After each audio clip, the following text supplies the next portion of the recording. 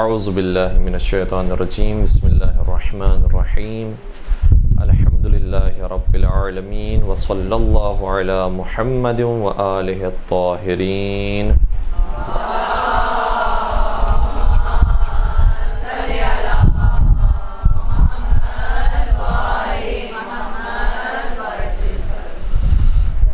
وَلَعْنَةُ اللَّهِ عَلَىٰ أَعْدَائِهِمْ أَجْمَعِينَ. اعوذ باللہ من الشیطان الرجیم بسم اللہ الرحمن الرحیم یریدون لیطفئوا نور اللہ بافواہہم واللہ متم نورہ ولو کرہ الکافرون. درود پڑھ دیجئے محمد و آل محمد پر.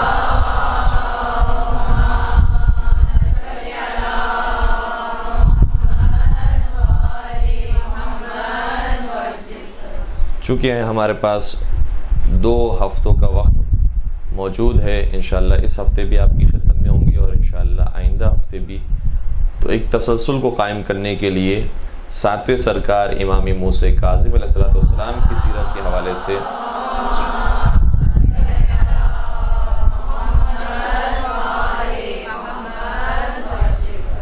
آپ کی خدمت میں آرائز بیان کرنے کی کوشش کریں گے. 7ویں سرکار اور ویسے بہت سارے ائمہ اطہار علیہ السلام وہ ہیں کہ جو واقعاً بہت سے حوالوں سے مظلوم ہیں.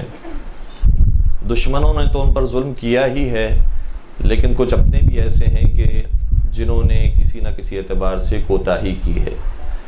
اور 7ویں سرکار کی زندگی میں جو کوتاہیاں ہم سے سرزد ہوئی ہیں ان میں تو ایک یہ ہے کہ ہم ان کا ذکر، ان کی سیرت، ان کی تاریخ، انہوں نے جو تربیت کی، انہوں نے جیسی زندگی گزاری، اس کا بہت کم بیان کرتے ہیں. اور پھر کچھ قدرت کی طرف سے سمجھ لیجئے کہ ستم ظریفی تھی کہ وہ جو ایام عزا آتا ہے ماہ محرم کے اندر اور ماہ سفر کے اندر، اس ایام عزا کے اندر ان کی ولادت کی تاریخ آتی ہے.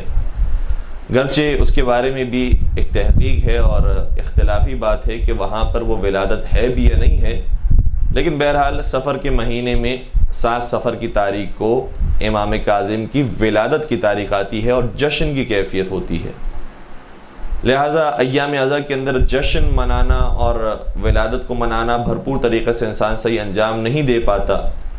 اور دوسری طرف سے جب ماہ رجب آتا ہے جہاں پر مسلسل ولادت کی تاریخیں ہیں اور خوشیوں کے ایام ہیں، انہی خوشیوں کے ایام میں امام کی شہادت کی تاریخ آ جاتی ہے جو 25 رجب کی تاریخ ہے.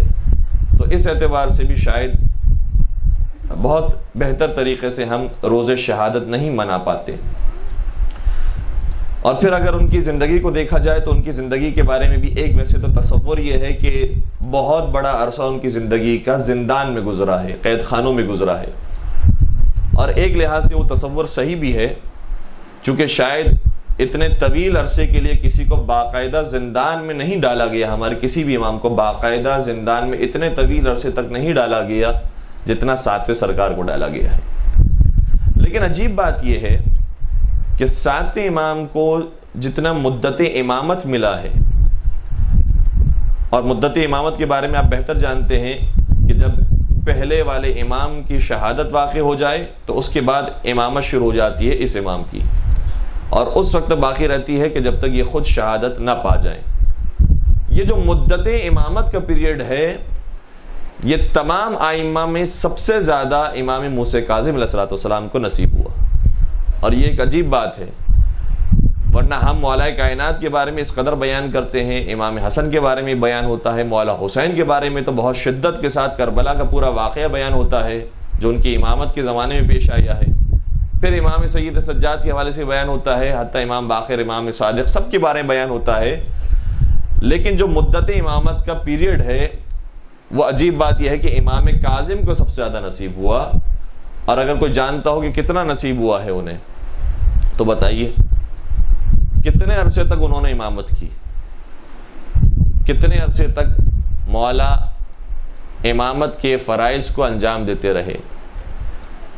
35 سال تک. اور ایک اور امام ہے کہ جن کے بارے میں ہے اور تاریخ واقعی یہی کہتی ہے کہ انہوں نے بھی 35 سال تک امامت کے فرائض انجام دیے. وہ دوسرے امام کون ہیں؟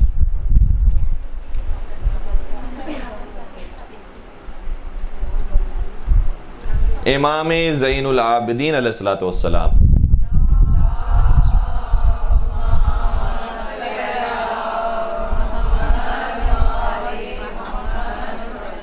تو وہ دو امام جن کے بارے میں شاید سب سے زیادہ تصور یہ ہے کہ انہوں نے تو بیماری کے عالم میں، انہوں نے تو قید خانے میں، انہیں تو موقع ہی نہیں ملا کام کرنے کا، انہیں تو موقع ہی نہیں ملا پیغام پہنچانے کا، انہوں نے تو موقع ہی نہیں ملا تبلیغ کرنے کا. ان دو اماموں کو سب سے زیادہ موقع ملا ہے، ان دو اماموں کو سب سے زیادہ عرصہ ملا ہے کہ وہ امامت کے طور پر فرائض انجام دے سکیں. اور ویسے تو یہ کہنا بھی غلط تھا، ہمارا پہلے ہی سوال جو تھا وہ بھی غلط تھا کہ سب سے زیادہ عرصہ امامت کس کو نصیب ہوا ہے. وہ امام نہ کاظم کو نصیب ہوا ہے، نہ امام سجاد کو نصیب ہوا ہے، بلکہ امام زمانہ عجل اللہ تعالی فرج الشریف کو نصیب ہوا ہے.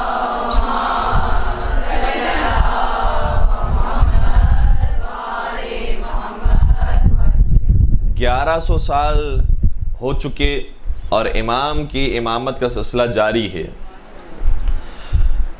تو ویسے تو غائبانہ اعتبار سے، غیبت کے اعتبار سے امام کو سب سے زیادہ امامت کا موقع ملا ہے، لیکن جو ظاہری اعتبار سے اور امام موجود ظاہری اعتبار سے ہوں تو اس میں سب سے زیادہ عرصہ امامت امام کاظم کو اور امام سجاد علیہ السلام کو نصیب ہوا. اور باقی اماموں کو کسی کو 10 سال، کسی کو 20 سال، کسی کو 25 سال، یعنی امام حسن امام حسین کو 10 سال ملے ہیں، مولا متقیان کو 29 سال ملے، امام صادق کو 34 سال ملے. تو بہت کم پیریڈ ہوتا تھا امامت کا، اور اس کے اندر انہوں نے ایسے ایسے کام کیے ہیں کہ وہ تاریخ میں امر ہو گئے ہیں. اور آج بھی ہم اس کو تذکرہ کرتے ہیں تو معلوم ہوتا ہے کہ شاید پچھلے سال کا واقعہ تھا. کربلا کے واقعے کو ہر سال بیان کیا جاتا ہے اور محسوس ہوتا ہے کہ ابھی کچھ عرصہ گزرا ہوگا کہ جو کربلا کا واقعہ پیش آیا. تو بہت مختصر سی زندگی گزاری ہے لیکن وہ کام انجام دیا ہے. اب امام کاظم علیہ السلام نے جو 35 برس تک کا زمانہ گزارا ہے اس کے اندر بہت سارے پہلو ہیں کہ جس کے اوپر گفتگو ہونی چاہیے اور ہو سکتی ہے. لیکن ان سارے پہلوؤں کو چھوڑتے ہوئے یہ بیان کرنے کے لیے کہ امام کے حالات کتنے سنگین تھے اور کتنی سختیوں میں مشکلات کے اندر تھے، اس پہلو کو بیان کرتے کرتے ہم لے کر جائیں گے امام کی شہادت کے وقت تک، اور اسباب شہادت امام کاظم بیان کرنے کی کوشش کریں گے. چھٹے سرکار کا زمانہ بھی ختم ہوا ہے، اور چھٹے سرکار کا دور وہ ہے کہ جس کے اندر 4000 طالب علموں کی تعداد ہے، بڑے بزرگ طالب علموں کی، شاگردوں کی تعداد ہے جو بلا فاصلہ امام سے درس حاصل کر رہے ہیں. اور چونکہ 4000 کی تعداد ہے، آپ تصور کیجئے 4000 کی تعداد کتنی ہو سکتی ہے. یہاں پر شاید موجود افراد 150 200 ہوں گے، 400 کتنے ہوتے ہیں، 4000 کتنے ہوتے ہیں. اور جب 4000 کے درمیان امام درس دے رہے ہوں تو چونکہ پرانا زمانہ ہے، ہر روز اس طریقے سے درس نہیں جا سکتا کہ امام کھڑے ہو کر بلند آواز سے تقریر کریں اور 4000 لوگ سننے والے ہوں، بلکہ امام کے کچھ مخصوص اصحاب ہوتے تھے جو امام سے مخصوص درس حاصل کیا کرتے تھے اور کسی فیلڈ کے ماہر ہوا کرتے تھے، اور باقی شاگرد ان سے درس لیا کرتے تھے. جیسے کہ کوئی ہے کہ جو عقائد کا ایکسپرٹ ہے، علم کلام کا ایکسپرٹ ہے، کوئی ہے جو علم فقہ کا ایکسپرٹ ہے، کوئی ہے کہ جو علم تاریخ کا ایکسپرٹ ہے، کوئی علم طب کا ایکسپرٹ ہے، کوئی علم نجوم کا ایکسپرٹ ہے، کوئی جنات کے بارے میں جانتا ہے، کوئی تفسیر قرآن کے بارے میں جانتا ہے، کوئی رجال کے بارے میں جانتا ہے، کوئی حدیث کے بارے میں جانتا ہے. تو مختلف شعبوں کے لیے مختلف اساتذہ امام نے ریکمینڈ کیے ہوئے تھے، اور جب کوئی امام سے پوچھنے کے لیے ڈائریکٹ آتا تو امام فرماتے فلاں مسئلے کے اندر فلاں سے رجوع کرو. امام خود بیان نہیں فرماتے. اتنی بڑی تعداد ہو چکی تھی امام کے شاگردوں کی. اور جب اتنی بڑی تعداد ہو گئی امام کے شاگردوں کی، اور یہ زمانہ وہ تھا کہ جب حکومتیں تبدیل ہو رہی تھی، بنی امیہ کی حکومت جا رہی تھی، بنی عباس کی حکومت آ رہی تھی، اس وقت تو ہر ایک اپنی حکومت کے پیچھے تھا کہ مجھے اپنی حکومت بچانی ہے اور مجھے اس سے لینی ہے. لیکن جب یہ معاملات طے ہو گئے، بنی عباس مکمل طور پر قابض ہو گئے، تو اب اس کے بعد ان کو پریشانی یہ ہوئی کہ کہیں یہ حکومت ہم سے چھن نہ جائے، اور جو ہمارے معتقدین ہیں، ہمیں ماننے والے ہیں، ہمیں لیڈر تسلیم کرنے والے ہیں، وہ کہیں کسی اور کو رہنما اور رہبر نہ بنا دیں. اس لیے اب امام کاظم کے لیے پریشانیاں شروع ہوئی. امام کاظم علیہ السلام کے زمانے میں 4 ظالم حکمران جو موجود تھے. سب سے پہلے کا نام کیا ہے جس نے امام صادق کو زہر دیا؟ منصور دوانقی. منصور دوانقی امام کی چھٹے امام کی شہادت کے 10 سال پہلے سے حکمران تھا اور شہادت کے 10 سال بعد تک حکمران رہا ہے، یعنی 20 سال کی اس کی حکومت تھی. اور تقریباً ایسے جو ظالم حکمران ہیں جنہوں نے ائمہ کو زہر دیا ہے، ان کی حکومت اسی پیریڈ کے دوران کی ہے. تقریباً آپ سمجھ لیجئے 20 سال 19 سال 21 سال 22 سال، کیونکہ اتنے مضبوط ہو چکے ہوتے تھے، جانتے تھے کس طریقے سے ان کو گھیرنا ہے اور ان کو گرفتار کرنا ہے اور یہاں تک کہ انجام تک پہنچانا ہے. لہٰذا منصور دوانقی کی حکومت بھی 20 سال کی ہے، اور پھر ہارون رشید جس نے امام موسیٰ کاظم علیہ السلام کو زہر دیا ہے، اس کی حکومت بھی 20 سال کی ہے تقریباً. ہارون اور منصور کے درمیان جو 2 اور خلیفہ آئے ہیں، ایک مہدی عباسی اور دوسرا ہادی عباسی.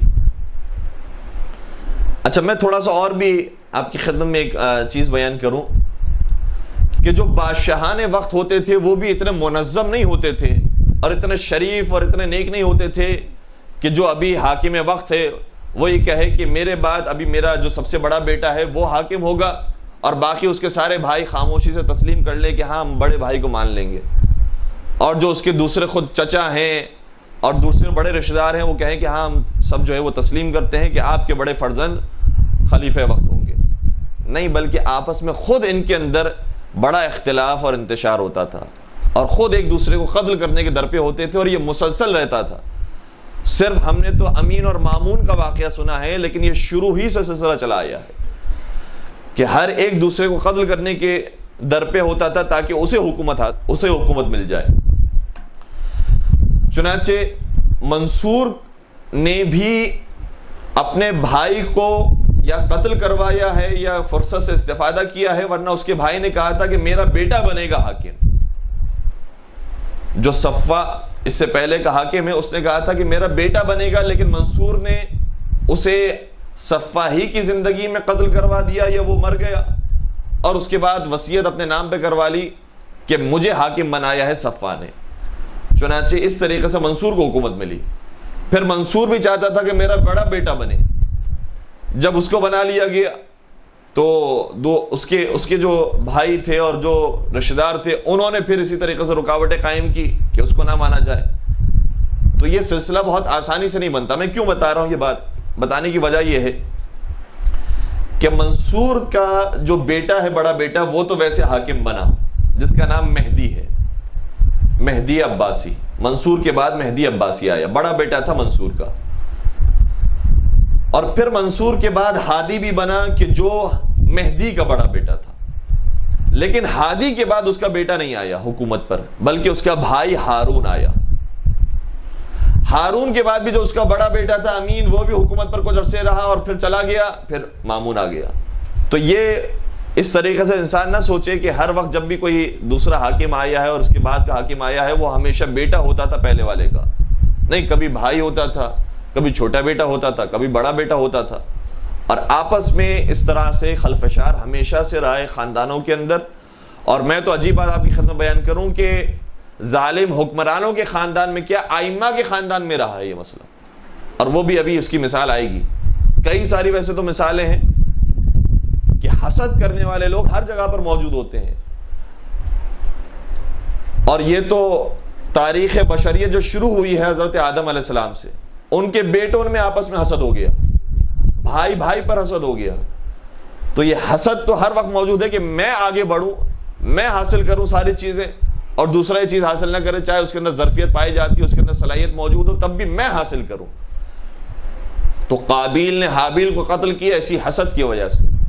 برادران یوسف نے یوسف علیہ السلام کو کنویں میں پھینکا اور طرح طرح کی تکلیفیں دی اسی حسد کی وجہ سے.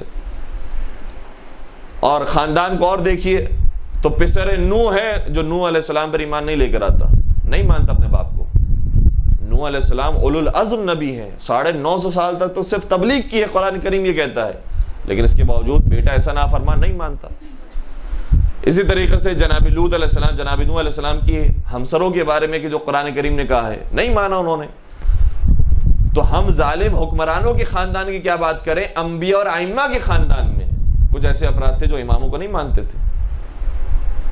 اس لیے یہ ایک جو سلسلہ میں نے آپ کی خدمت بیان کیا کہ اس طریقے سے ہوتے ہوتے حکومت ہارون رشید تک پہنچی ہے کہ پہلے منصور رہا، پھر مہدی عباسی رہا، مہدی عباسی کی حکومت 10 سال کی تھی، پھر ہادی عباسی جو مہدی کا بیٹا تھا وہ حاکم بنا، تقریباً 1 سال کی اس کی حکومت تھی، اور ظاہراً کہا جاتا ہے کہ ہارون نے اسے مروا دیا اور قتل کروا دیا، اس کے بعد وہ خود حاکم بن گیا جو اس کا ہادی کا بھائی تھا۔ پھر ہارون کی حکومت تقریباً 20 سال تک باقی رہی۔ اب یہاں پر ہمیں ویسے تو بہت سارے موضوعات کھل سکتے ہیں، اور انشاءاللہ اگر موقع ملا تو آئندہ گفتگو کے اندر کسی حد تک بیان کرنے کی کوشش بھی کی جائے گی۔ یہ جو نام کا سلسلہ بھی آ رہا ہے اس کے اندر بھی ایک منطق پوشیدہ ہے۔ یہ وہ نام ہے کہ جو ہمارے اماموں کے نام تھے۔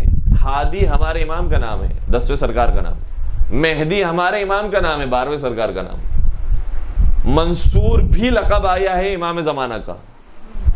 یہ سارے وہ نام تھے کہ جو کسی پالیسی کے تحت رکھے جا رہے تھے تاکہ لوگوں کو اس طرف راغب کیا جائے کہ جس مہدی کا تم انتظار کر رہے ہو یہی تو مہدی ہے، اس کے ہاتھوں پہ بیعت کرو، یہ جو کہے ویسے عمل کرو، جنگ کے لیے نکل جاؤ، یہ جیسا کہے ویسا کرتے جاؤ۔ پھر مہدی کے انتقال کے بعد ہادی نام رکھا گیا کہ نہیں یہ وہ مہدی نہیں تھا، اصل یہ ہادی ہے، اور اس طریقے سے پالیسی کھیلی گئی۔ کچھ عوام جو سادہ لو افراد تھے وہ ان کی باتوں میں آ بھی گئے اور بیعت بھی کرتے رہے اور انہیں صحیح طریقے سے اپنا حقیقی معنوی امام بھی مانتے رہے، لیکن بہرحال ان کی حرکتیں اتنی زیادہ واضح اور آشکار بھی تھیں کہ ایسے ایسے بات کھلتی گئی کہ کتنے قتل و غارت گری کے اندر آگے ہیں، شراب نوشی کے اندر آگے ہیں، محرمات کے اندر آگے ہیں، جس کے بعد پتہ چل گیا کہ یہ جانشین رسول تو نہیں ہو سکتا۔ اب ہماری جو گفتگو تھی وہ یہ تھی کہ امام کی شہادت کے اسباب کیا ہیں، ہارون رشید نے امام کو کیسے شہید کیا اور کیوں شہید کیا۔ وجوہات ایک تو وہ ہیں جو ہمارے تصور کے اندر ہے، وہ اپنے مقام پر ٹھیک ہیں کہ چونکہ امام حقیقی دین حقیقی شریعت کو عام کر رہے ہیں کہ جو ہارون کی سوچ کے خلاف ہے، لہذا امام کو شہید کر دیا، یہ تو ایک واضح سی بات ہے۔ لیکن کچھ ایسی نکات ہیں، کچھ ایسی جزئی باتیں ہیں کہ جس کی رعایت نہ کرنے کی وجہ سے امام کو شہید کر دیا گیا۔ اب بہت تفصیلی ہیں باتیں ساری، لیکن میں اس کو بہت زیادہ خلاصتاً آپ کی خدمت بیان کرنے کی کوشش کر رہا ہوں۔ امام کا ایک رشتہ دار اور قریبی رشتہ دار چچا زاد بھائی امام کا، وہ امام کے پاس آیا اور کہتا ہے کہ میں بغداد جانا چاہتا ہوں۔ امام سمجھ گئے کہ بغداد کیوں جانا چاہتا ہے، امام مدینے میں تھے، یہ بھی شخص مدینے میں تھا، کہتا ہے کہ میں بغداد جانا چاہتا ہوں، البتہ شاید جہاں تک ہمارا ذہن کام کر رہا ہے ہو سکتا ہے کہ یہ ملاقات مکہ میں ہوئی ہو حج کے دوران، تو بہرحال مکہ مدینہ سے بغداد جانا چاہتا ہوں۔ امام سمجھ گئے کہ بغداد کیوں جانا چاہتا ہے، کیونکہ بغداد میں ہارون رشید موجود تھا۔ اچھا اسے کیسے پتا چلا کہ میں ہارون رشید کے پاس جاؤں گا تو میری ملاقات بھی ہو جائے گی، پھر میں ایسی باتیں کروں گا کہ جس کے بعد ہارون مجھے انعام دے گا اور میری زندگی بہتر ہو جائے گی، اور پھر میں اس کے اندر وہ والی باتیں کروں گا کہ مثال کے طور پر امام کاظم آپ کے خلاف منصوبہ بنا رہے ہیں اور آپ کو قتل کرنے کی کوشش کر رہے ہیں اور سازش کر رہے ہیں، اور بالآخر حکومت امام کے ہاتھوں میں چلے جائے گی، لہٰذا آپ الرٹ ہو جائیں۔ یہ ساری باتیں ہارون رشید کو جا کر کیسے یہ کہہ سکتا ہے کہ جبکہ یہ تو ایک علوی خاندان سے تعلق رکھتا ہے، یہ سادات رسول میں سے ہے، یہ کیوں جا کر بات کہہ رہا ہے؟ اس کے پیچھے ایک پوری ہسٹری ہے۔ در حقیقت ہارون رشید اور جتنے بھی حکمران آئے ہیں ان سب کے بڑے بڑے اور بہترین وزیر اور مشیر ہوا کرتے تھے۔ حاکم شام کے جس نے حکومت کی اتنے عرصے تک اور مولا متقیان کی شان میں ناسزا بکتا رہا، وہ خود اکیلا نہیں ہے، اس کی ایک پوری ٹیم ہے، اس کے پیچھے بہترین مشورہ دینے والے لوگ موجود ہیں کہ تمہیں کس طریقے سے اپنی حکومت کو قائم رکھنا ہے، کس طریقے سے تمہیں دشمن کا مقابلہ کرنا ہے، اور اس میں سب سے بڑا نام عمر بن عاص کا، عمر ابن عاص کا نام سب سے بڑا ہے کہ جو مشیر خاص ہے حاکم شام ہے۔ اسی طریقے سے ہر حاکم کے مشیر ہوا کرتے تھے۔ مامون الرشید کے بڑے بہترین مشیر تھے، ہارون کے بڑے بہترین مشیر تھے۔ ان مشیروں کے اندر بھی پھر آپس میں حسد کی کیفیت ہوتی تھی کہ میں زیادہ قریب ہوں ہارون کے، مجھے زیادہ نوازا جائے ہارون کی طرف سے اور میرا زیادہ مقام و مرتبہ ہو۔ تو ویسے ہارون نے جس خاندان کو ترجیح دی تھی اپنا مشیر بنانے میں وہ آل اشعث کا خاندان تھا. آل اشعث کا خاندان تھا. اور یہ جو شخص ہے کہ جو حسد کرنے والا تھا، اور یہ بھی بہرحال کسی نہ کسی درجے پر تھا مشیروں کے، اس کا تعلق بنی یا آل برمکی سے تھا. برمکی خاندان سے اس کا تعلق تھا. اور یہ آپس میں حسد کی وجہ سے ایک دوسرے کے بارے میں سوچا کرتے تھے کیسے اس کو ختم کیا جائے، کیسے بتایا جائے کہ نہیں وہ تم سے خیانت کر رہا ہے اور میں حقیقت میں تمہارا وفادار ہوں. یہ ثابت کرنے کے لیے اسے ایک چیز مل گئی. جو برمکی خاندان سے تعلق رکھتا تھا اس کا نام ہے یحییٰ بن خالد برمکی. یحییٰ بن خالد برمکی. اس نے جو اشعث خاندان سے تعلق رکھنے والا تھا اس کے بارے میں جان لیا کہ وہ اندر سے عاشق اہل بیت ہے، وہ اندر سے امام مانتا ہے تو امام کاظم کو امام مانتا ہے. چنانچہ منصوبہ بنانا شروع کیا کہ ہارون جو تم جس کو بڑا اپنا وفادار سمجھ رہے ہو وہ وفادار نہیں ہے، حقیقت میں تم سے خیانت کرنے والا ہے. لہذا اس منصوبے کو عملی کرنے کے لیے جہاں اس نے بہت سارے کام کیے، اس میں سے ایک کام یہ کیا کہ ایک دعوت منعقد کی اور اس میں پوچھا کہ مجھے یہ بتاؤ کہ امام کاظم کے خاندان میں سب سے زیادہ فقیر، نادار اور مفلس کون ہے؟ تو نام بتایا گیا علی بن اسماعیل بن جعفر صادق. کون؟ امام صادق کا پوتا علی بن اسماعیل بن جعفر صادق. کہا کہ یہ وہ ہے کہ جو بہت نادار ہے، فقیر ہے. بس اتنا سوال پوچھا اور سمجھ گیا کہ مجھے کام کیا کرنا ہے. کسی طریقے سے علی بن اسماعیل سے ملاقات کی. اسماعیل کون ہے؟ اسماعیل کو تو آپ جانتے ہوں گے، جس سے پورا اسماعیلیہ فرقہ بنا، جو چھٹے امام کا سب سے بڑا بیٹا ہے. حضرت اسماعیل وہ خود اپنے مقام پر درست تھے، لیکن جو نسل چلی ان میں دو بیٹے تھے اسماعیل کے. ایک کا نام محمد، جس کو اسماعیل کے بعد امام مانتے ہیں، محمد بن اسماعیل، اور اس کا بھائی ہے علی بن اسماعیل. یہ علی بن اسماعیل کے بارے میں بات بیان ہو رہی ہے. البتہ بعض روایتوں میں علی بن اسماعیل کی جگہ محمد بن اسماعیل کا نام بھی آیا ہے، لیکن بہرحال علی بن اسماعیل کا نام زیادہ تر روایتوں کے اندر آیا ہے. یہ علی بن اسماعیل کے پیچھے آیا کیونکہ وہ جانتا تھا کہ اس خاندان میں جو فقیر ہے، جو سب سے زیادہ نادار ہے، وہ یہ شخص ہے. اس کے پاس آیا اور ملاقات کی اور کہا کہ تم امام کاظم کے راز کی باتیں مجھے بتاؤ، اور بتاؤ کہ کس طریقے سے ان کو انجام تک پہنچایا جائے، اور کوئی ایسی خبر دو کہ جو میں نے نہ سنی ہو اور کوئی نہ جانتا ہو. اس نے بتانا شروع کیا کہ یہ امام کاظم ایسے کام کر رہے ہیں مدینے میں، اور ایسے انجام دے رہے ہیں، اپنے منصوبے کو اس طرح سے عملی کر رہے ہیں.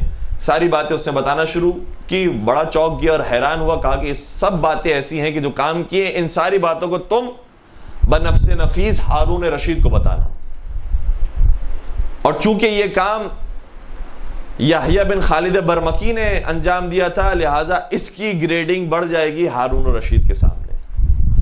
یہ ساری اس طریقے سے ہر ایک اپنے مفاد کے اندر کام کر رہا ہے. چنانچہ علی بن اسماعیل نے کہا کہ ٹھیک ہے، میں بات بتانے کے لیے تیار ہوں، مجھے کتنا مال ملے گا. مثال کے طور پر انہوں نے بتایا بھی، اور روایت میں آیا بھی آخر میں، بعض روایت اس کے اندر بھی اختلاف ہے، بعض روایتوں کے اندر آیا کہ ہارون نے پھر اسے 2 لاکھ درہم دیے تھے. اس چغل خوری کہیں، شکایت کہیں، جاسوسی کہیں، اس کام کے 2 لاکھ درہم دیے، اور بعض روایتوں کے مطابق 1 لاکھ درہم دیے. تو یہ کہتا ہے امام کے پاس آ کر کہ میں جانے کی اجازت چاہتا ہوں آپ سے. کیوں آ رہا ہے یہ امام سے ملاقات کرنے کے لیے؟ بغیر ملاقات کے چلا جائے، بغداد پہنچ جائے؟ نہیں، یہ نہیں جا سکتا امام کو بتائے بغیر. اس لیے کیونکہ امام کاظم اور امام صادق علیہ السلام کی سیرت یہ رہی تھی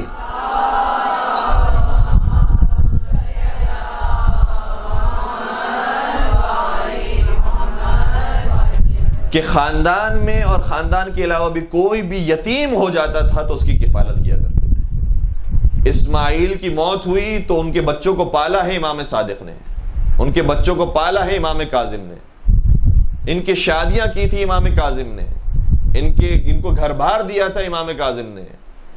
گویا باپ کی منزل پر تھے امام کاظم، اس لیے بغیر بتائے نہیں جا سکتا یہ شخص۔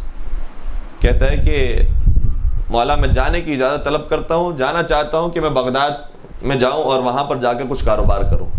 امام نے کہا کہ جانے کی ضرورت کیا ہے، یہیں پر تم اپنا کام کرو۔ کہا کہ نہیں، میں اتنا مقروض ہو گیا ہوں، مجھ پر اتنا قرض کا دباؤ ہے کہ مجھے جانا ضروری ہے تاکہ وہاں بغداد جو اتنا بڑا کیپٹل بن گیا ہے وہاں سے جا کر کمائی حاصل کرو۔ امام نے کہا جتنا تیرا قرض ہے ہم سب ادا کریں گے، بلکہ تیری جو کوئی حاجت اس کے علاوہ بھی ہو وہ بھی پوری کریں گے، لیکن تو وہاں نہ جا۔ کیونکہ امام علم غیب اپنے مقام پر، ایک عام انسان بھی تجربہ کار ہو جائے، بزرگ ہو جائے، سمجھدار انسان ہو، سمجھ جاتا ہے کہ کس کا کیا مقصد ہے، جانے کی کیا وجوہات ہیں۔ امام نے کہا ہم ساری تیری حاجت یہیں پر پوری کریں گے، تو رک جا۔ کہا کہ نہیں، میں بہت ضروری کام ہے وہاں پر، میں جائے بغیر نہیں رہ سکتا، آپ کو نہیں معلوم کہ میرے گھر میں کیا مسائل ہیں اور یہ ہے وہ ہے۔ امام نے باقاعدہ اسی وقت اسے 4000 درہم اور 300 دینار عطا کیے۔ بہت بڑی رقم تھی یہ 300 دینار، آج بھی اگر کسی کو دے دیا جائے تو ایک آسانی سے ایک مکان خرید سکتا ہے۔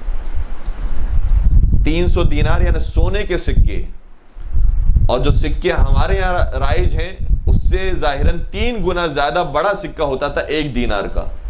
جو 10 گرام کا ہمارا سکہ ہوتا ہے اس سے 3 گنا بڑا وہ 1 دینار کا سکہ ہوا کرتا تھا۔ اسے آپ سمجھ لیجئے 300 دینار سکے، سونے کے سکے امام نے عطا کیے، اور 4000 درہم چاندی کے سکے اسے عطا کیے۔ کہا کہ یہ رکھ لے، اور یہ دینے کے بعد امام نے فرمایا میں آپ کی خدمت میں عربی کا لفظ بھی استعمال کر لوں، عربی کا جملہ بھی کہہ دوں تاکہ جس کو یہ سرچ کرنا ہو واقعہ وہ عربی لکھ کر یہ سرچ کر سکے۔ امام نے پھر ایک جملہ ارشاد فرمایا انظر یا ابن اخی واتق اللہ ولا تؤتم اولادی، دیکھو میرے بھائی کے بیٹے، اللہ سے ڈرو اور میری اولاد کو یتیم نہ کرو۔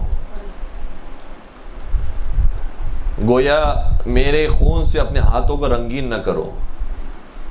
اس نے کہا کہ مولا آپ کیا بات کر رہے ہیں، میں کیسے آپ کو قتل کرنے کے منصوبے بنا سکتا ہوں، میں کیسے آپ کو شہید کر سکتا ہوں، میں تو آپ کے زیر کفالت پلا بڑا ہوں، میں کیسے اس طرح کے کام کر سکتا ہوں۔ امام نے بس ایک جملہ کہا کہ میرے بچوں کو یتیم نہ کرنا۔ اور جب یہ شخص چلا گیا پیسے لے کر تو امام نے اپنے اصحاب سے فرمایا یہ وہ کام کرے گا جس کا مجھے اندیشہ تھا، یہ وہ کام ضرور انجام دے گا۔ چنانچہ پھر یہ علی ابن اسماعیل بغداد پہنچتا ہے، یحییٰ ابن خالد برمکی کے ذریعے اس کی ہارون الرشید سے ملاقات ہوتی ہے۔ ہارون الرشید کو سلام پیش کرتا ہے، اے خلیفۃ المسلمین تجھ پر سلام، اور ساتھ ساتھ ایک جملہ کہتا ہے کہ مجھے یہ سمجھ نہیں آتا کہ اس حکومت میں ایک خلیفہ ہے یا 2 خلیفہ ہیں۔ ہارون رشید حیرانگی سے پوچھتا ہے کہ کیا مطلب ہے تیرا، میں ہی خلیفہ اور کون خلیفہ ہے؟ کہا کہ نہیں، تو بغداد کا خلیفہ ہے، ورنہ مدینہ کا خلیفہ تو امام کاظم ہے، ورنہ تو وہ موسیٰ ابن جعفر ہیں کہ جو مدینہ کے خلیفہ ہیں۔ کیا مطلب تیرا؟ کہ اتنی زمینیں انہوں نے خریدی ہوئی ہیں کہ آپ کا تصور ہو سکتا ہے، مدینہ کی زمینیں انہوں نے خرید لی ہیں، پورا مدینہ ان کے اختیار میں ہے۔ بیت المال سے مختلف مقامات سے خمس کے پیسے اتنے آتے ہیں کہ بیت المال ان کا چھلک رہا ہے۔ ان کے مختلف جگہوں پر وکیل موجود ہیں کہ جو ان کی جانب سے خمس کے پیسے یا مختلف نذورات کو، ہدایہ کو وصول کرتے ہیں اور امام تک پہنچاتے ہیں۔ اور ابھی انہوں نے ایک باغ ایسا اتنا قیمتی اور بہترین باغ خریدا کہ جس کی قیمت 30,000 دینار تھی، اور جب اس کا سودا ہو گیا اور امام قیمت دینے کے لیے گئے، یا امام کا کوئی نمائندہ گیا قیمت دینے کے لیے 30,000 دینار، تو اس مالک نے کہا کہ یہ پرانے سکے ہیں، مجھے نئے سکے چاہیے، مجھے اچھی کوالٹی کے سکے چاہیے۔ تو جب یہ نمائندہ امام کے پاس پیغام لے کر آئے، امام نے کہا کوئی بات نہیں، وہ پرانے سکوں کو چھوڑ کر نئے بہترین سکے جیسے وہ کہہ رہا ہے اسی طرح کے سکے دو۔ یعنی یہ بتانا یہ چاہ رہا تھا کہ امام کے پاس اتنا مال ہے کہ وہ سکے بھی ہیں اور یہ سکے بھی ہیں، اتنا پیسہ موجود ہے۔ آپ یہ سمجھ رہے ہیں کہ پوری حکومت کے آپ حاکم اور امیر ہیں، آپ کو خبر ہی نہیں کہ مدینے میں کیا ہو رہا ہے۔ جب اس قسم کی اطلاع، اور یہ تو وہ اطلاعات ہے کہ جو روایت کے اندر آئی ہے، نہ جانے اور کتنی چغل خوریاں اور کتنی باتیں اس نے تھی جو بیان کی، البتہ ایسی بھی بات نہیں ہے کہ اس نے ساری جھوٹی باتیں بیان کی، بہت حد تک اس نے صحیح بات بیان کی۔ واقعاً امام کے پاس دنیا جہاں سے خمس کے پیسے اور دنیا جہاں سے پیسے نذرات کے اور ہدیوں کے آ رہے تھے، اور اس قدر پیسے آئے کہ امام کو جو آخر 4 سال زندان میں ڈالا گیا، اس کے بعد امام کا اپنے وکلا سے تعلق ٹوٹ گیا، اور پھر امام رضا کو حکومت ملی اور امامت ملی، اور امام نے سارے وکلا کو کہا کہ ان سارے پیسوں کو دیا جائے، تو بعض ایسے وکلا تھے انہوں نے امام رضا کو امام ماننے سے انکار کر دیا۔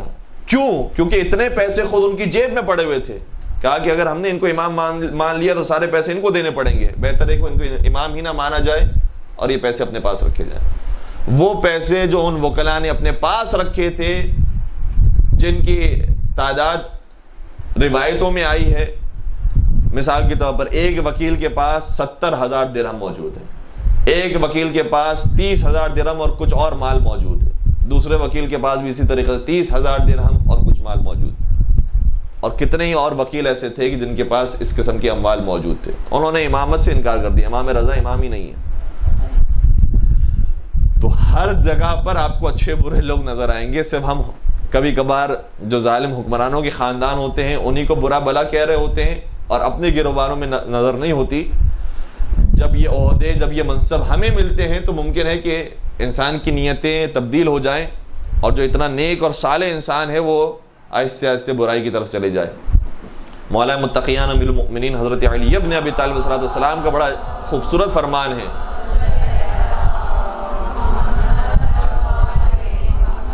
نہج البلاغہ میں ایک جملہ مولانا نے استعمال کیا، فرمایا ما اسلموا ولکن استسلموا واسروا الکفر۔ یہ نہ سمجھو کہ یہ اسلام لے کر آئے تھے، انہوں نے تو اسلام کا لباس اوڑھا ہوا ہے، اور جہاں انہیں موقع ملے گا وہ لباس اتار دیں گے اور اپنا کفر ظاہر کریں گے۔ تو کبھی کبھار ہم سمجھ رہے ہوتے ہیں کہ بڑے مسلمان اور مؤمن ہیں، لیکن جب موقع ملتا ہے تو یہ اسلام کا لباس، یہ ایمان کا لباس اتار دیتے ہیں، اور پھر انسان کو پتہ چلتا ہے کہ اصل میں اندر سے فطرت کیا ہے، اندر سے اس کی انسانیت کیسی ہے۔ چنانچہ علی ابن اسماعیل نے اسی طریقے سے ساری باتیں ہارون الرشید کو بتائی۔ ہارون الرشید نے 1,00,000 درہم یا 2,00,000 درہم اس کو انعام میں دیے، لیکن جب انعام دینے کے لیے لوگ پہنچے، یعنی جو اس کے کارندے تھے وہ پہنچے اس کے گھر میں، علی ابن اسماعیل کے گھر پہنچے تو دیکھا کہ علی ابن اسماعیل مر رہا تھا، اور روایتیں اس کے اندر تھوڑی سی مختلف ہیں۔ بعض میں ہے کہ بیت الخلاء کے اندر تھا اور اس کو ایک ایسی عجیب بیماری لگی کہ جس کے بعد اسے موت آنے لگی، اور بعض روایتوں کے اندر ہے کہ بستر پر موجود تھا اور اسے موت آنے لگی، اور جب اس کی خدمت میں پیش کیے گئے یہ 1,00,000 یا 2,00,000 درہم، تو اس نے کہا کہ ان پیسوں کا کیا فائدہ جبکہ ملک الموت میرے سامنے آ گیا۔ تو یہ بھی ہوتا ہے کہ نہیں معلوم کہ انسان کو موت کب آ جائے۔ جس دنیا کے پیچھے بھاگ رہا ہوتا ہے نہ دنیا حاصل ہوتی ہے نہ آخرت حاصل ہو پاتی ہے۔ ایک درود پڑھ دیجئے محمد و آل محمد۔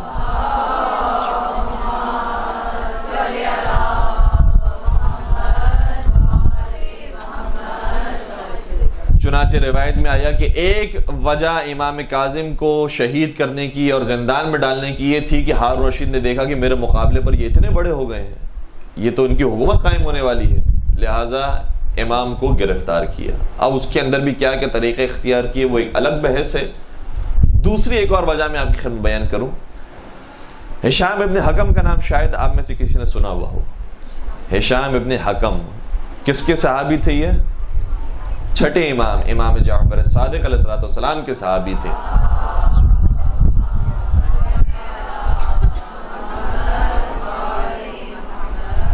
اور ہشام ابن حکم یہ پہلے اہل بیت کے چاہنے والے نہیں تھے، بلکہ خود بہت بڑے مناظرہ کرنے والے تھے اور ہر ایک کو شکست دیا کرتے تھے۔ لیکن جب بتایا گیا کہ امام صادق ایسے ہیں کہ جو اپنے زمانے کے بڑے عالم دین ہیں، اگر تم انہیں قائل کر دو، انہیں شکست دے دو تو سمجھو کہ سب کو شکست دے دی۔ چنانچہ امام صادق سے مناظرہ کرنے کے لیے آیا تھا، اور مناظرے میں جب خود شکست کھا گیا تو امام کا مرید بن گیا اور امام کا چاہنے والا بن گیا۔ جب ایسا شخص ہو جو شکست کھانے کے بعد شکست کو قبول کرے اور مان لے کہ نہیں مجھ سے بڑا ایک شخص موجود ہے، مجھ سے بڑا عالم دین موجود ہے، مجھ سے بڑا جو ہے وہ سمجھدار انسان، ذہین انسان موجود ہے، اور اپنی کمزوری کا اعتراف کر لے، یہ بہت بڑی صفت ہوتی ہے۔ ہشام ابن حکم کے اندر یہ صفت موجود تھی۔ اور پھر یہ مناظرے کے اتنے ایکسپرٹ تھے کہ امام صادق کی خاص تربیت تھی ہشام ابن حکم کو، اور جب بھی مناظرے کے لیے کوئی شخص آتا تھا، علم عقائد کے موضوع پر، علم کلام کے موضوع پر جب بھی کوئی بحث کرنے کے لیے آتا تھا تو کہتے تھے ہشام ابن حکم سے تم بحث کرو، اور کہتا تھا مولا میں تو آپ سے گفتگو کرنے کے لیے آیا ہوں، میں آپ سے مناظرہ کرنے کے لیے آیا ہوں۔ امام فرماتے تھے کہ اگر تم نے اسے شکست دے دی تو سمجھو کہ مجھے شکست دے دی۔ اس منزل پر فائز تھے ہشام ابن حکم، بہترین مناظرہ کرنے والے، اور بہت ساری روایتیں ان سے ہم تک پہنچی ہیں، اور جس لیول کی وہ روایتیں ہیں وہ بھی معلوم ہوتا ہے، خود روایت بتا رہی ہوتی ہے کہ وہ راوی کس لیول کا ہے۔ امام صادق کی شہادت کے بعد امام کاظم کا زمانہ آیا، ہشام ابن حکم موجود تھے، زندہ تھے۔ جب یہ ایسا زمانہ، سختیوں کا زمانہ شروع ہو گیا تو امام کاظم نے ہشام ابن حکم کو منع کیا، کہا کہ اب تقیہ کا دور ہے، لہذا تم مناظرے نہیں کرو، تم گفتگو عام اس طریقے سے دین کے موضوع پر، امامت کے موضوع پر گفتگو نہ کیا کرو۔ اس نے بھی احتیاط کی، ہشام ابن حکم نے بھی بہت احتیاط سے کام لیا، اور تقریباً خانہ نشینی کی زندگی گزارنے لگے۔ لیکن یہی یحییٰ ابن خالد برمکی، جس کا میں نے پہلے بھی نام لیا، کہ جو ہارون کا مشیر، اس نے کہا کہ میں کس طریقے سے اپنی وفاداری مزید ثابت کروں ہارون رشید کے سامنے کہ یقین ہو جائے کہ میں اس کا ہی ماننے والا، اسی کا چاہنے والا ہوں۔ پتہ چل گیا کہ ہشام ابن حکم وہ ہے کہ جو امام کاظم کا بڑا وفادار ہے، اور ہشام ابن حکم سے دوستی بڑھانا شروع کی۔ چونکہ پرانا زمانہ ہے، یہ بھی امکان موجود ہے کہ ہو سکتا ہے کہ وہ یحییٰ ابن خالد برمکی کا نام تو سنا ہوا ہو کہ کوئی ہے جو مشیر ہے ہارون رشید کا، لیکن اس کی شکل و قیافہ کیا ہوتا ہے، اس کی قد و قامت کیا ہے، وہ نہیں پتا، لہٰذا آپس میں دوستی ہو گئی۔ اور ایک مرتبہ مناظرے کی ایک محفل یحییٰ ابن خالد برمکی نے منعقد کی۔ اس محفل میں خاص بات یہ تھی کہ جہاں بڑے بڑے علماء موجود تھے، وہیں پردے کے پیچھے ہارون الرشید بھی موجود تھا،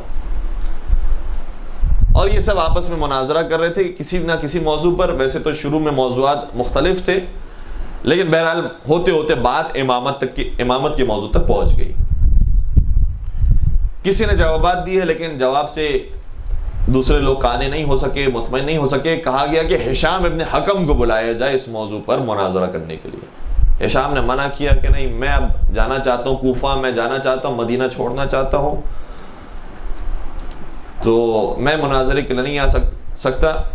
لیکن اتنا اصرار کیا، خود یحییٰ ابن خالد برمکی نے کہا کہ کیا بات ہے، کیوں نہیں آتے ہو، آ جاؤ، کوئی ایسا مسئلہ نہیں، ہم جیسے ہی لوگ موجود ہیں۔ چنانچہ اسے بالآخر بلایا گیا۔ اس مناظرے کے اندر امامت کے موضوع پر گفتگو شروع ہوئی۔ ایک مرتبہ سوال کیا ہشام ابن حکم سے، ہوتے ہوتے یہاں تک سوال پہنچا کہ بتاؤ کہ علی ابن ابی طالب کے بارے میں تمہارا کیا عقیدہ ہے؟ کہا کہ وہ امام تھے، مفترض الطاعہ تھے۔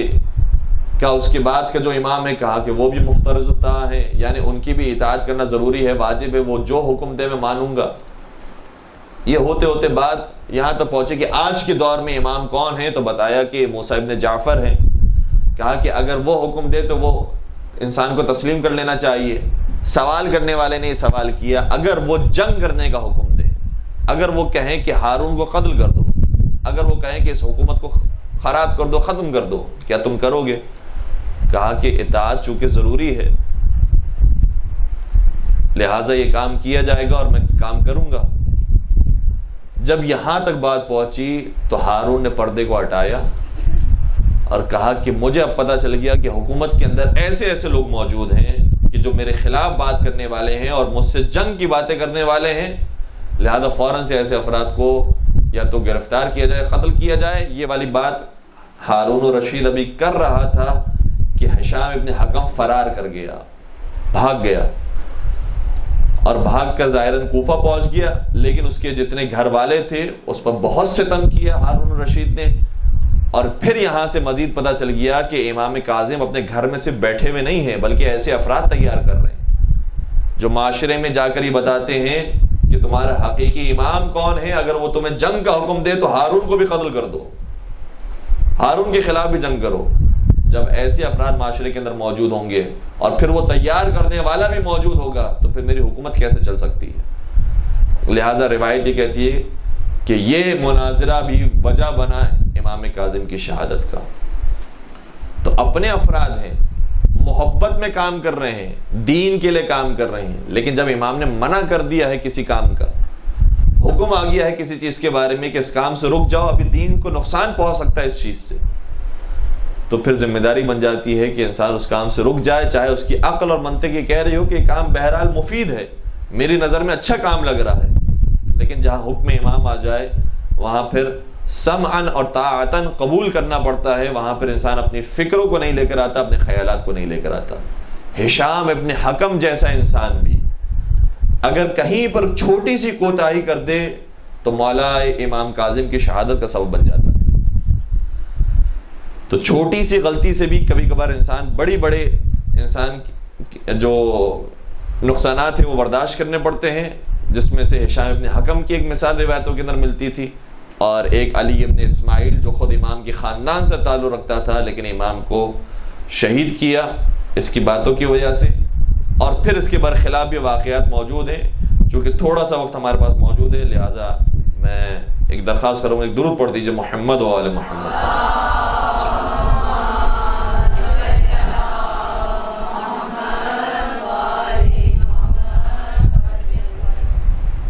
یہ تو اب ایک طرف کی باتیں ہو گئی کہ امام کے خاندان کے لوگ بھی امام کا ساتھ نہیں دے رہے، امام کے صحابی بھی امام کی بات نہیں سن رہے اور ساتھ نہیں دے رہے، تو کہیں یہ تصور نہ آ جائے کہ ہر کوئی امام کے خلاف تھا اور ہر کوئی اپنی منمانی کر رہا تھا اور ہر کوئی ہر ایک کو اپنی دنیا عزیز تھی۔ میں دوسرے اعتبار کی بھی آپ کی خدمت میں مثالیں پیش کروں کہ دوسری طرف کی بھی باتیں موجود ہیں۔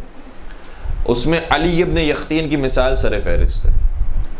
علی ابن یختین ظالم حکومت کے اندر کام کر رہا ہے، ہارون کی حکومت میں کام کر رہا ہے، ہارون اور رشید کی حکومت میں کام کر رہا ہے، لیکن اس کے باوجود اتنا وفادار ہے کہ امام جو کہتے ہیں ویسا عمل کرتا ہے۔ وضو میں کہا کہ وضو اب ہمارے طریقے سے نہیں کرنا، اہل سنت کے طریقے سے کرنا، ویسے کرنے کے لیے تیار ہو گیا۔ بار بار امام کو تحفے تحائف بھجواتا ہے، لیکن امام نے کہا کہ یہ تحفہ تم اپنے پاس ہی رکھو، یہ تمہیں کام آئے گا، قبول کر لیا۔ اور کچھ دن کے بعد ہارون نے، چونکہ چغل خوری کی گئی تھی علی ابن یختین کے بارے میں بار بار کی گئی، تو ہارون نے پوچھا کہ وہ لباس جو میں نے تمہیں کچھ دن پہلے دیا تھا وہ کہاں ہے؟ کہا کہ میں نے طاقچے پہ بڑے حفاظت سے رکھا ہوا ہے، جبکہ وہ پہلے امام کو بھجوا چکا تھا۔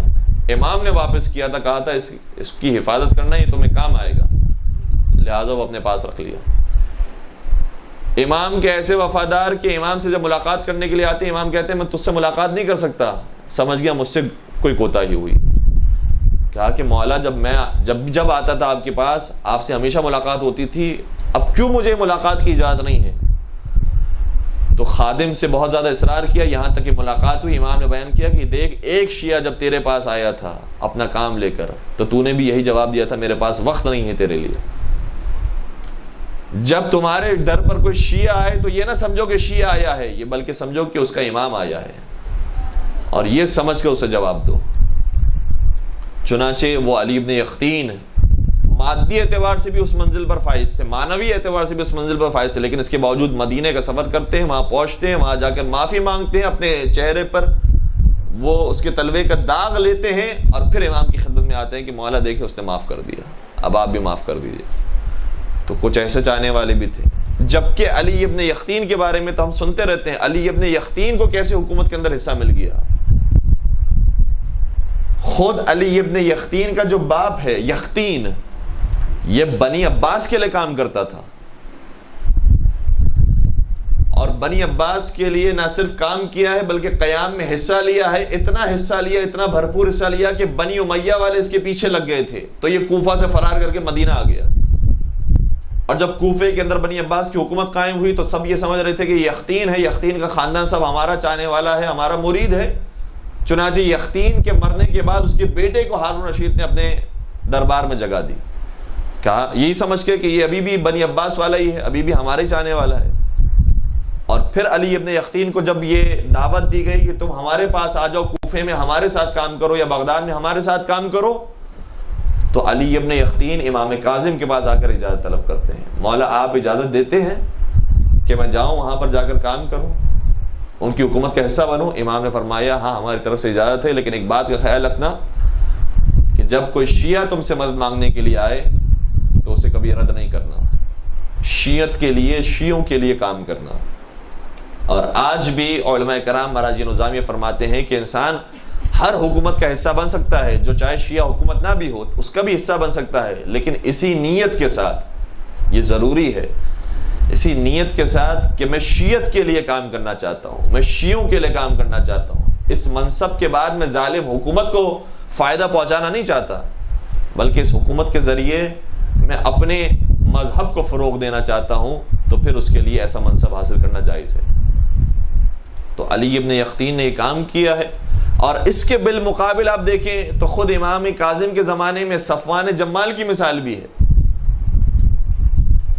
جو اپنے اونٹوں کو ہارون الرشید کو دیا کرتا تھا تاکہ ہارون الرشید ان اونٹوں پر سوار ہو کے حج کرنے کے لیے جائے، عبادت انجام دینے کے لیے جائے، لیکن امام نے صفوان جمال سے منع کیا، کہا کہ تو اپنے اونٹ کیوں دیتا ہے ہارون الرشید کو؟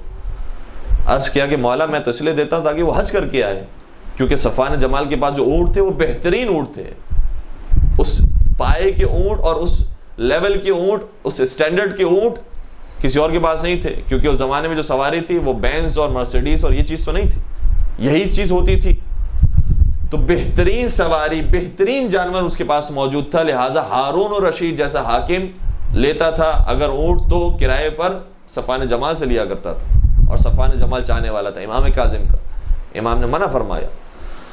اور جب اس نے عرض کیا کہ میں تو حج کے لیے دیتا ہوں، تو امام نے شاہ فرمایا کیا تو یہ پسند نہیں کرتا کہ وہ حج سے زندہ واپس آئے تاکہ تجھے پیسے لوٹائے؟ کہا کہ ضرور میں تو یہ پسند کرتا ہوں کہ وہ مجھے اپنے پیسے لوٹائیں۔ کہا کہ بس تیرا یہ ظالم حکومت کو چاہنا، اس کی زندگی کو چاہنا، چاہے وہ کچھ دنوں کے لیے ہی کیوں نہ ہو، وہ تیری بربادی کے لیے کافی ہے، لہٰذا خبردار آئندہ تو اپنے اونٹ بھی اسے نہ دینا، چاہے وہ حج کرنے کے لیے جا رہا ہو، یہ پسند نہ کرنا کہ وہ کچھ دن تک زندہ رہے، تیرا یہ پسند کرنا ہی تیری بربادی کے لیے کافی ہے۔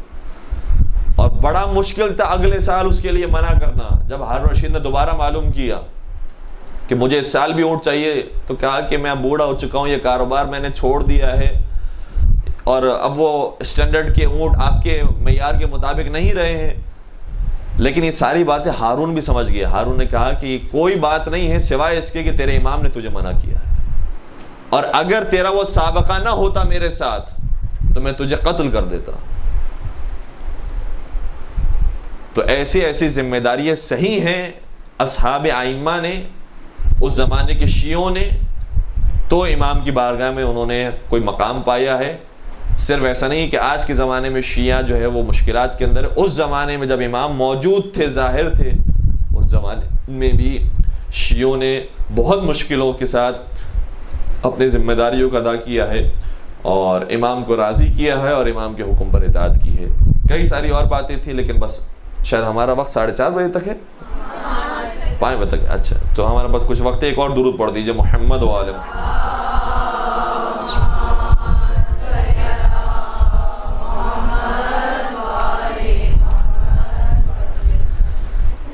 اور بہت ساری چیزیں ایسی ہیں کہ جس کو امام نے اپنی زندگی میں بیان کیا، جس کی وجہ سے امام کی جان کی حفاظت بھی رہی ہے۔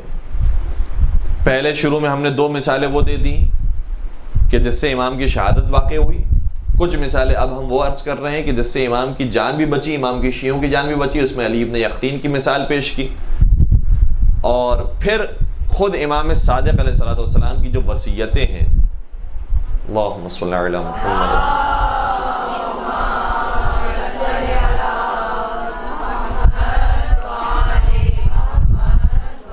اس کا بھی بڑا کردار تھا، کیونکہ جیسے ہی منصور حکومت پر آیا ہے اور سمجھ گیا کہ اگر ہمیں اپنی حکومت مضبوط کرنی ہے، ہم تو حسین کا نام لے کر حکومت پر آئے ہیں، ہم تو کربلا کا نام لے کر حکومت پر آئے ہیں، ہم تو یہ اہل بیت کا نام لے کر حکومت پر آئے ہیں، لہٰذا جو ہمارے سب سے بڑا دشمن ہے وہ یہی کربلا والے ہی ہیں، وہ یہی اہل بیت ہیں، کیونکہ اگر لوگ اہل بیت کی طرف چلے گئے تو ہماری حکومت چلے جائے گی، لہٰذا انہوں نے سب سے زیادہ نقصان پہنچایا اہل بیت کو.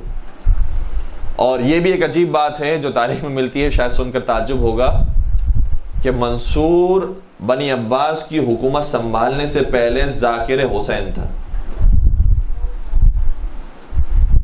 بنی امیہ کے دور میں کربلا کے واقعات سنایا کرتا تھا کہ دیکھو بنی امیہ والوں نے یہ کیا ہے اہل بیت کے ساتھ, سادات رسول کے ساتھ یہ کیا ہے. رلایا کرتا تھا لوگوں کو مولا حسین کے مصائب سنا کر, اور مولا حسین کی مظلومیت سنا کر بیان کر کے یہ رلانے والا تھا. اور اس کا کوئی تعلق پہلے حکومت سے نہیں تھا, یہ تو بعد میں ذریعے بنے ہیں اور پھر بعد میں آہستہ آہستہ اپنے سیاست کے ذریعے حکومت حاصل کری ہے.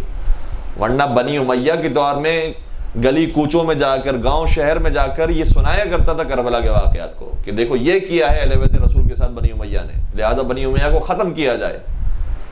اور جب بنی امیہ ختم ہو گئی اور خود اقتدار پر آ گئے تو اہل بیت پر سب سے زیادہ ستم ڈھانے والے یہ لوگ تھے. تو منصور دوانقی جب شہید کرتا ہے امام صادق کو تو پھر ساتھ ساتھ یہ بھی کہتا ہے, اتنا بڑا یہ ملعون ہے, یہ کہتا ہے کہ جو امام صادق نے وصی بنایا ہے اپنا, وصیت کی ہے جس کے نام پر, اس کو بھی قتل کر دو. اور پھر وہ حاکم مدینہ کا جواب آتا ہے کہ میں کیا کروں, میں اسے قتل نہیں کر سکتا. کہا کیوں قتل نہیں کر سکتا؟ کہا کیونکہ وصی اگر بنایا ہے تو اس میں سب سے پہلا نام آپ ہی کا ہے. امام صادق کی پھر یہ سیاست تھی کہ 5 اپنے وصی بنائے تھے, اس میں سب سے پہلا وصی منصور کو بنایا تھا. جانتے تھے امام کے کیا ہونے والا ہے میرے بعد. چنانچہ امام صادق نے جو 5 وصی بنائے, سب سے پہلے منصور دوانقی, میں وصیت کرتا ہوں میرا وصی منصور دوانقی. پھر کہا دوسرا نام سلیمان ظاہراً نام تھا کہ جو حاکم مدینہ کا نام ہے, اس کا نام. پھر حمیدہ خاتون کا نام جو خود امام کی زوجہ تھی. پھر عبداللہ ابن افتحی کا نام جو امام کے اسماعیل کے بعد بڑے بیٹے تھے. اور پھر امام کاظم کا نام.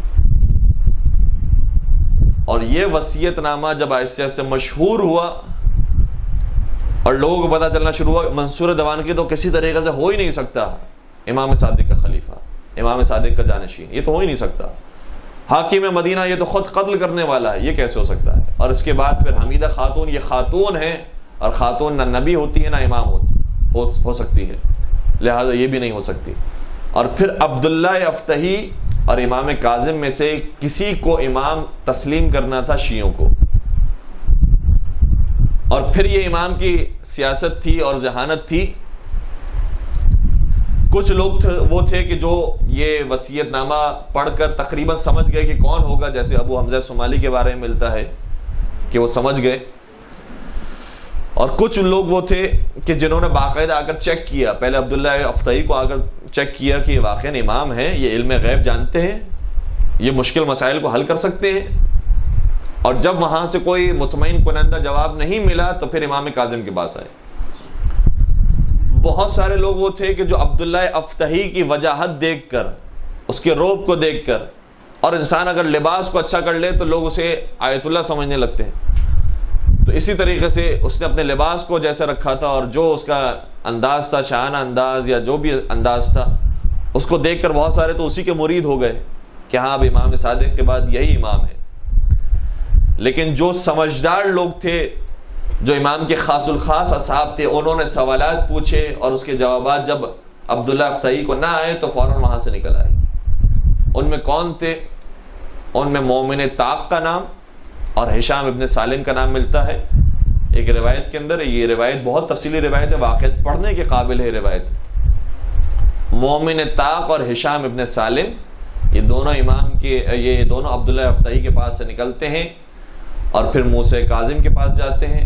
وہاں جا کر حاضر ہوتے ہیں, وہاں اپنے سوالات پیش کرتے ہیں. امام اس کے سوالات سے پہلے ان کے جوابات دیتے ہیں اور پھر علم غیب کی باتیں بیان کرتے ہیں. ساری باتوں سے مطمئن ہو جاتے ہیں, سمجھ جاتے ہیں کہ امام صادق کے بعد امامت ان کو ملی ہے, امام یہ ہے. سنیں گے اب کیا ہوا.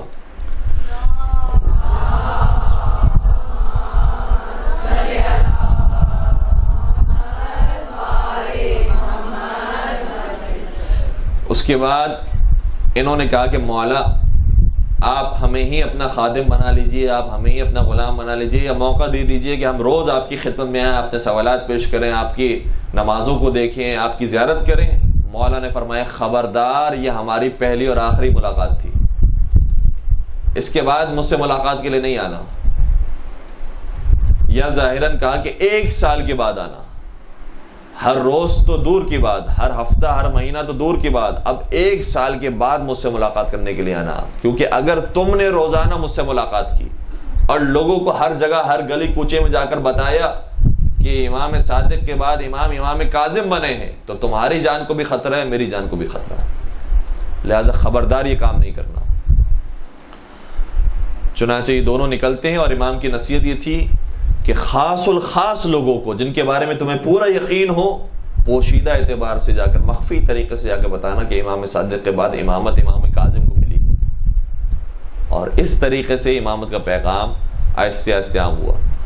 تو بڑی مشکلات سہی ہیں آئمہ نے، اور پھر جا کر ہم تک یہ پیغام پہنچا ہے، بہت زیادہ تکالیف انہوں نے سہی ہیں اس دین کو بچانے کے لیے، شریعت کو صحیح طریقے سے پہنچانے کے لیے، اور اس کے بعد ہم تک پہنچی ہے۔ واقعاً اس شریعت کی ہمیں قدر کرنی چاہیے، اور جتنا اس کے لیے ہم کام کر سکیں، دین کے لیے، اہل بیت کے لیے، محمد و آل محمد کے لیے، قرآن کے لیے، جتنا ہم کام کر سکیں کام کرنے کی کوشش کرنی چاہیے۔ انشاءاللہ پروردگار توفیق دے کہ ہم اس مرحلے کو بطریق احسن انجام دے سکیں، اور انشاءاللہ اسی طریقے سے علوم محمد و آل محمد کو پھیلانے کی ہم سب کو توفیق عطا فرمائے، ہماری نسلوں کے اندر یہ سلسلہ جاری و ساری فرمائے، جو باتیں ہم کہتے ہیں اس پر خود عمل کرنے کی بھی توفیق عطا فرمائے، علم اور عمل دونوں میدانوں کے اندر ہمیں کامیابی نصیب فرمائے، دنیا اور آخرت میں ہمیں کامیابی نصیب فرمائے۔